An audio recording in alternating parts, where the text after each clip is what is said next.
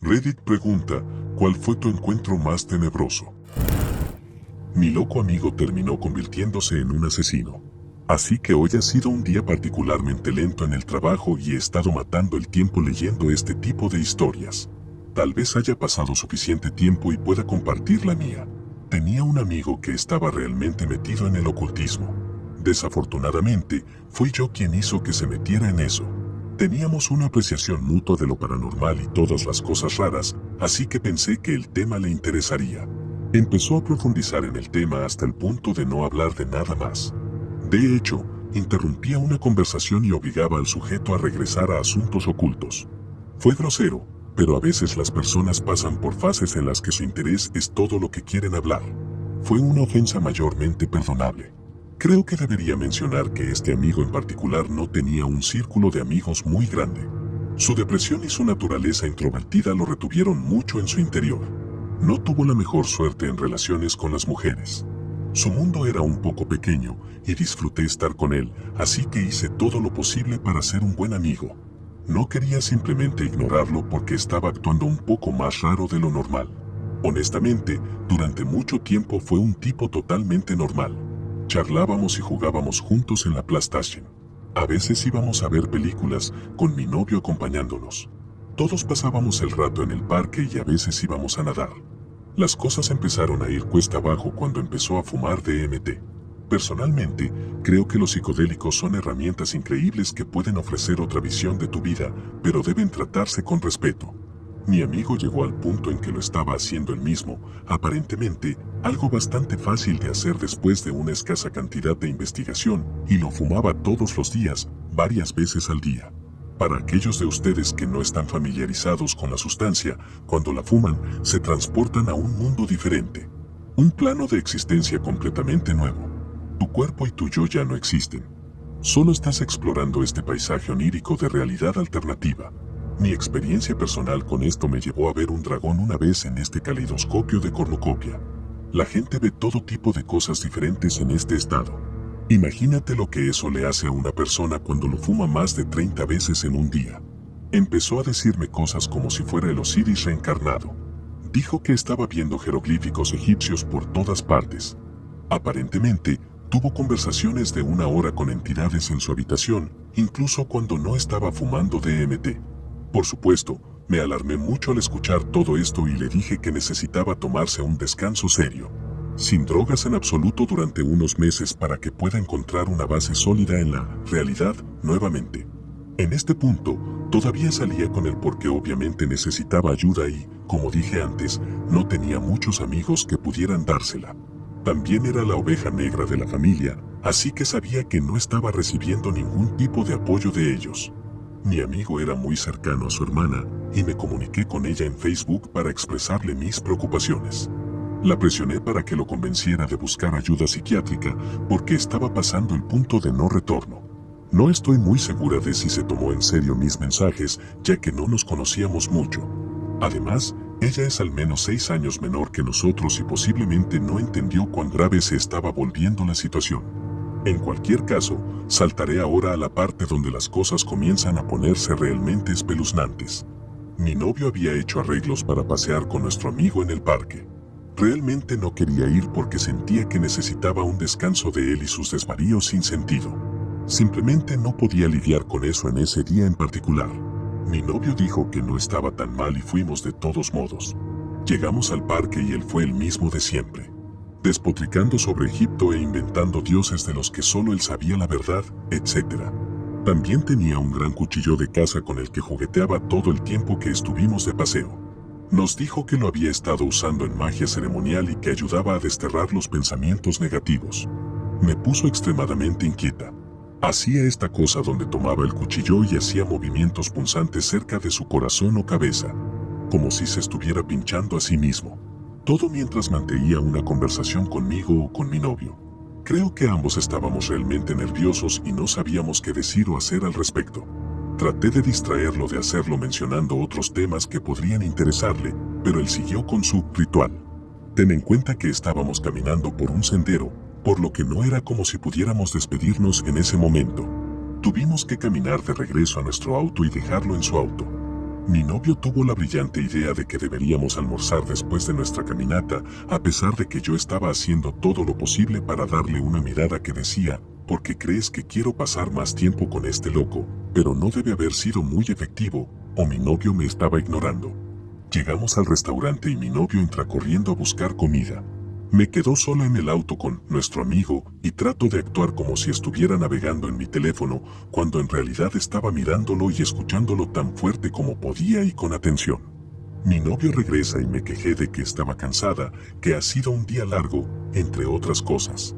Solo dije esto para mandar que nos podamos alejar de este amigo, pero él simplemente no salía de nuestro vehículo. Tuve que ponerme un poco grosera y pedirle que por favor salga y se vaya a casa. Cuando terminé de gritarle, salió de nuestro auto y caminó hacia el lado del pasajero. Empiezo a asustarme mucho y sospecho lo peor. Sacó una pistola de una especie de bolsa que tenía en el asiento y simplemente se acercó a nosotros con ella. No sé por qué diablos hice esto, pero estaba tan enojada que salí de mi auto y me acerqué a él. Estaba tal vez a 2 metros de distancia y pude ver que el arma estaba cargada. Le insistí que se fuera a casa. Nunca dijo nada durante todo este tiempo. Simplemente lloró y tenía esa mirada salvaje en sus ojos. Pero por alguna razón, volvió a su auto y se fue.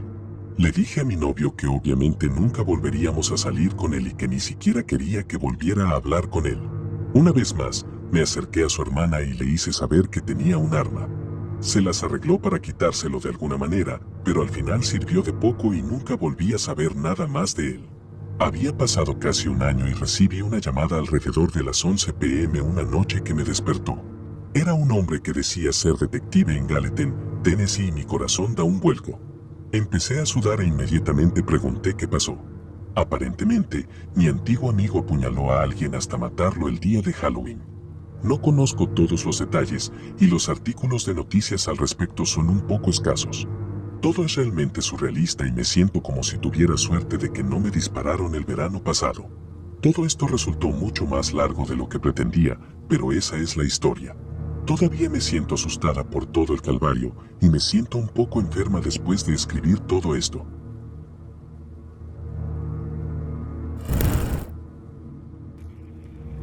Mi momento de El despertar del diablo en Texas. Un día en 2010 estaba conduciendo de Nueva Orleans, Luisiana hasta Eugene, Oregón.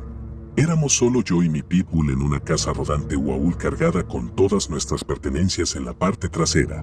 Mis mapas estaban impresos y también en imágenes dentro de mi celular.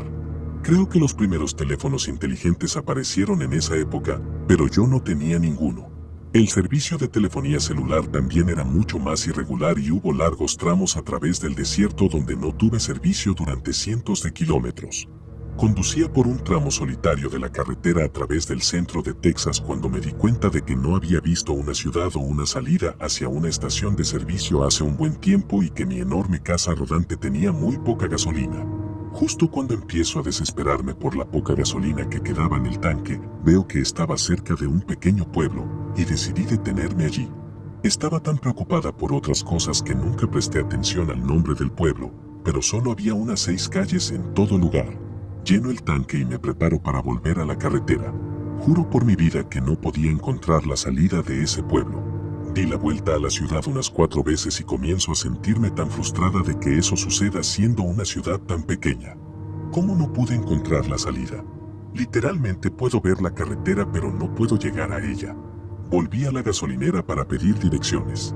La primera vez que puse combustible, había apagado en la bomba y en ningún momento había entrado, pero esta vez, cuando entró para pedir direcciones, me topo con el empleado que era un tipo delgado, con rostro indiferente, que tenía un mechón de cabello negro colgando frente a sus ojos y que se veía notablemente sucio. No era particularmente espeluznante, solo un poco grosero. Realmente nunca me miró a los ojos, estaba mirando una revista. Me dio instrucciones que no sonaban fiables en absoluto.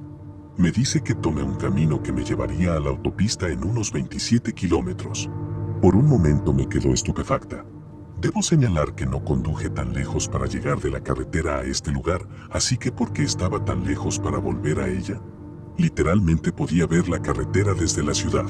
Él se comportaba como si yo fuera solo una molestia.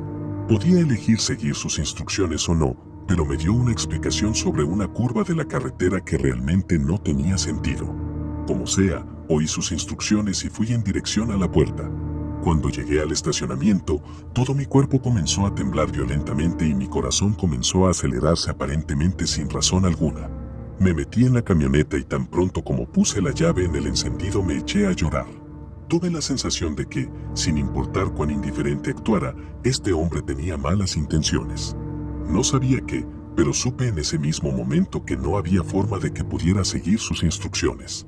Sin embargo, esta era la única tienda en este pequeño pueblo donde podía encontrar a alguien para pedir alguna dirección.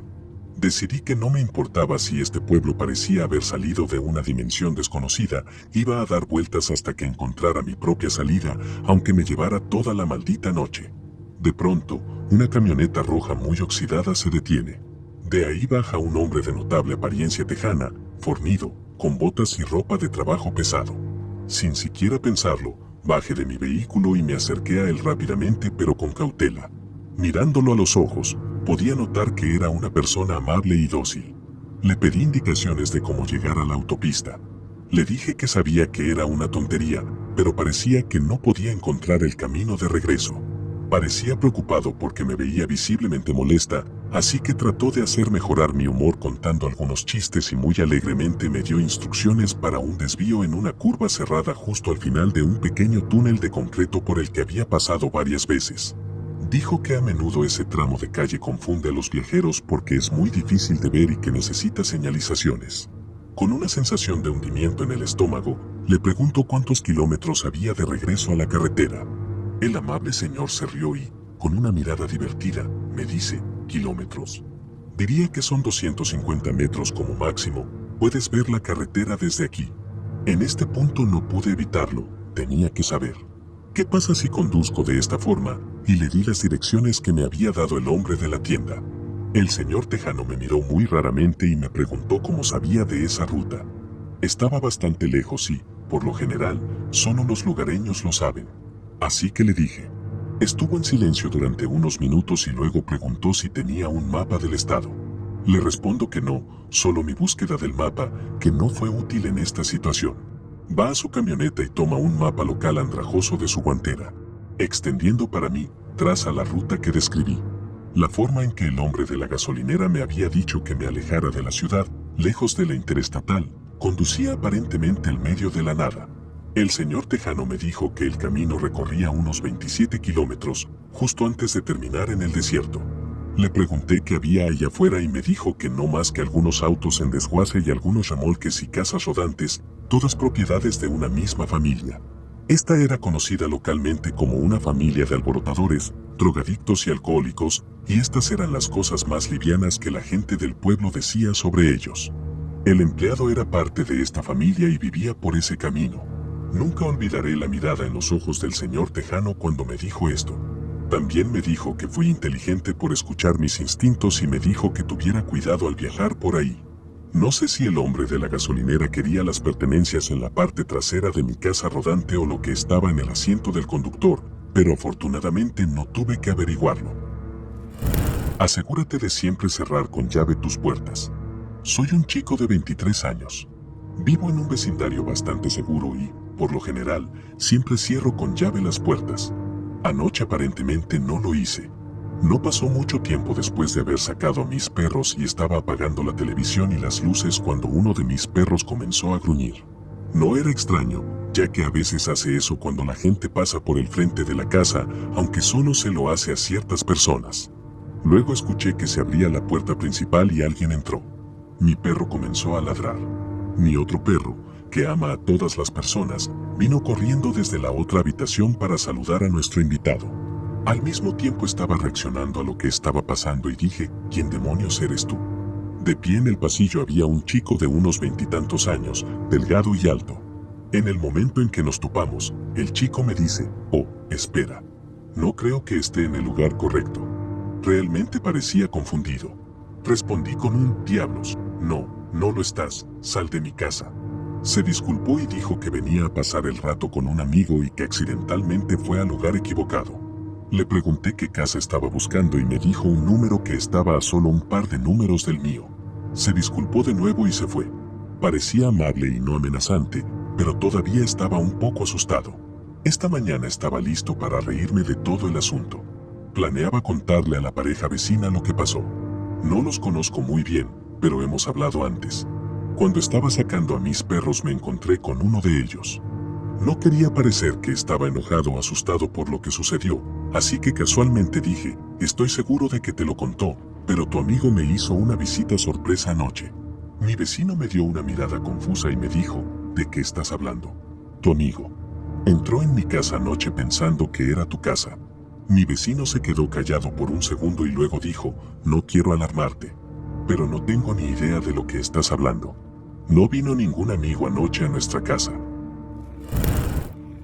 El hombre que vi a través de mi visor nocturno.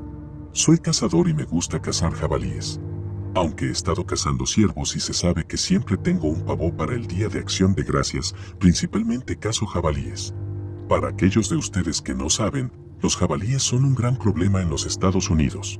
Una cerda puede tener 2 camadas al año y no es raro que una camada consista en 10 o más lechones. Dado que los cerdos comen cualquier cosa, no es difícil ver por qué el Departamento de Pesca y Vida Silvestre hace que sea legal cazarlos casi sin restricciones. En mi estado es ilegal cazar la mayoría de los mamíferos grandes con visores térmicos o nocturnos, con la excepción del jabalí y el coyote. Había estado ahorrando durante un año para poder comprarlo. Es difícil explicarle a tu esposa que el visor cuesta literalmente el doble que el rifle en el que lo estaba montando, pero valió la pena. Fui a un área de caza bastante boscosa para probar mi nuevo juguete. Había un área llena de actividad de jabalíes que sabía que sería perfecta para una cacería nocturna. Era fácilmente accesible entrar con mi camioneta y había lugares en que los jabalíes eran fáciles de encontrar y en los que podía instalarme para tener buena visión. La noche comenzó sin incidentes, estaba probando el visor y viendo todos los ajustes de los que disponía. Estaba un poco impaciente, había visto ciervos pero como mencioné anteriormente, su cacería no era legal. Me moví a otro lugar que había visto días antes y que, probablemente, no era mucho mejor que el primero, pero me dio algo que hacer y un nuevo ángulo para seguir experimentando con mi nuevo visor. Después de más o menos una hora de vigilar el área, me di cuenta de lo siguiente. Este lugar no tenía mucha actividad animal, ni conejos, ni lechuzas, y el venado que había visto anteriormente estaba a cientos de metros de donde yo estaba. ¿Por qué esta área estaba tan muerta de noche pero viva de día? Me había instalado alrededor de las 10 de la noche y ya eran alrededor de las 2 de la madrugada. Cuando comencé a pensar en empacar para irme, pensé en establecer un nuevo objetivo antes de marcharme y hacer algunos tiros de práctica. Durante un momento escuché un crujido venir de la dirección por la que vine antes. Giro y veo la silueta de un pequeño oso abriéndose paso entre los arbustos.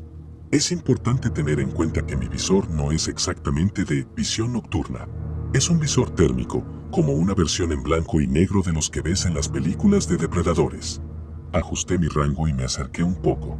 Recuerdo que me sobresalté cuando vi que en realidad no era un oso, era un hombre. Como estaba tan bajo y encorvado, pensé que estaba mirando a un oso joven. No podía ser una persona, habría visto los faros que subían por la carretera desde donde estaba sentado. ¿De dónde podría haber caminado? Yo estaba a casi 50 kilómetros de distancia de cualquier cosa y en zonas de descampado público. Estaba a punto de gritar cuando ajusté mi visor y noté que este hombre estaba sin ropa, sin zapatos, pantalones ni nada.